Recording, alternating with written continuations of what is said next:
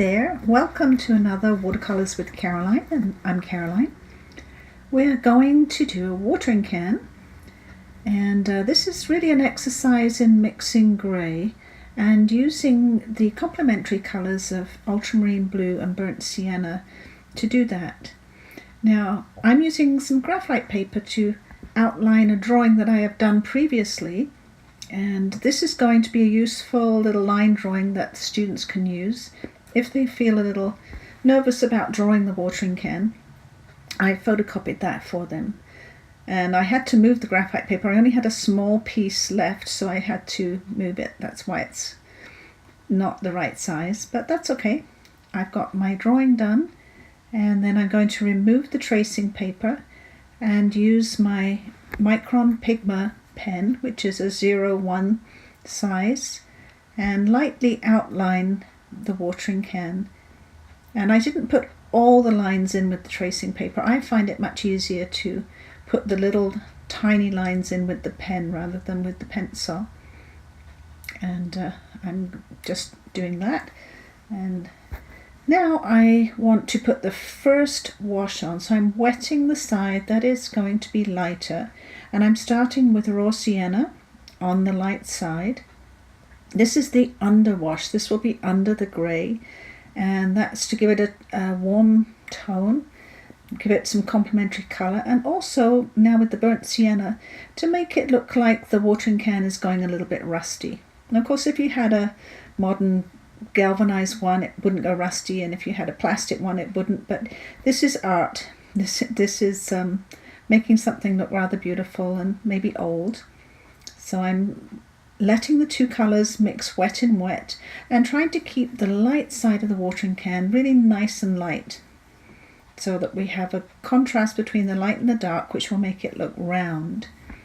Now I've got a little bit of cerulean blue here, and I'm just going to put some cerulean blue accents on the watering can and in the shadow underneath around the seed packet and under the calligraphy, the lettering there. I got a lot of these inspirations from the Cartabella Spring Market paper that I had bought for my card making, and I also I've done two of these previously. I put those on different Cartabella papers that have all these beautiful little images in the background, watering cans and the flowers and boots and little sayings. So now I have mixed up a dark grey using ultramarine blue and burnt sienna, and I also added in a touch of alizarin crimson and viridian just to give it a little bit more of a steely grey colour. Now as I put it down, I have to be careful to get just the right darkness. I might need to add a little bit of water. I've got a wet brush in my other hand, so I can blend that grey in with the water and make sure that it's not too dark and becoming nice and light on the light side. It will dry a lot lighter than it looks when I first paint it, so you have to take that into consideration. I have left the ridges on the watering can dry so that I can have them stand out for the moment, and later I will shade the darker side. And I working my way around the watering can, trying to make it look round. And you can see that underwash of the siennas just gives that lovely warm tone to your grey. Now you could, if you just wanted a grey galvanized watering can, I did another one that was just done with Payne's grey, nothing else, water and Payne's grey, and that gives you a really sort of bland galvanized watering can look. Not as interesting as having all these other colours, but if you had a lot of other things in your painting, such as flowers and wheelbarrows and things, then you would have to use maybe less colour. Now you can see that this layer has dried, and it's much lighter than when I first put the paint on. And I'm working now on the smaller details, putting little accents of dark where I feel it needs to be darker, especially on the shadow side and under the spout. And I still have to do both handles. Inside this handle is quite dark, but as it reaches the top there's some reflected light, and I'm using some cerulean blue right there coming up wet in wet against the dark grey mix. And again at the top of the handle, some Cerulean Blue, and later I'll put a little accent of Viridian Green on there. And coming down to the darker grey at the bottom, and again in the handle at the back, really dark grey underneath, and adding some more grey to the shadows. Cerulean Blue is lovely for the lighter places on the watering can, as is a light wash of Viridian Green too.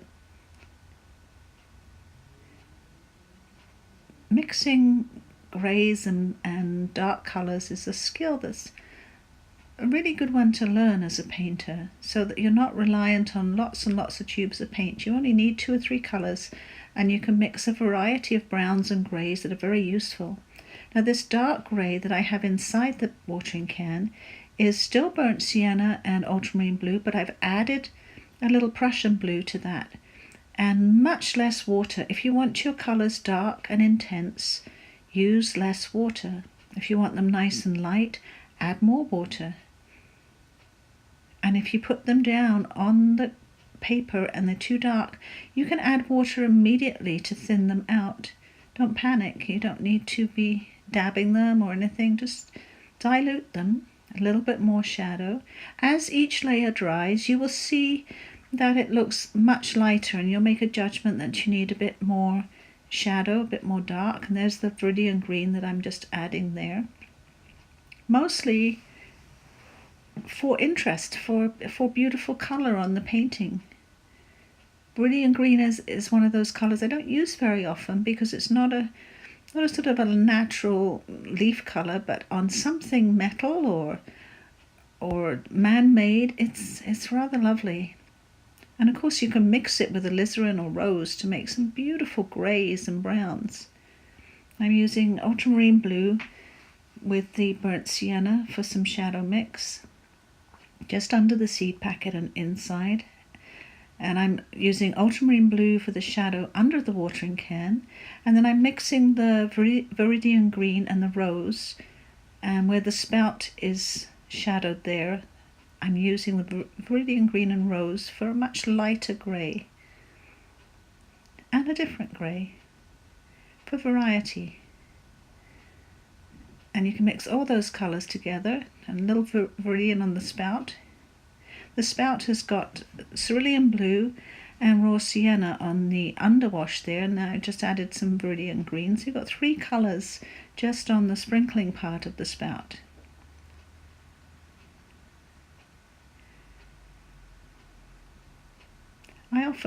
This is a very short video, and I've speeded it up to 2 times my painting speed, but usually I would take much longer than this.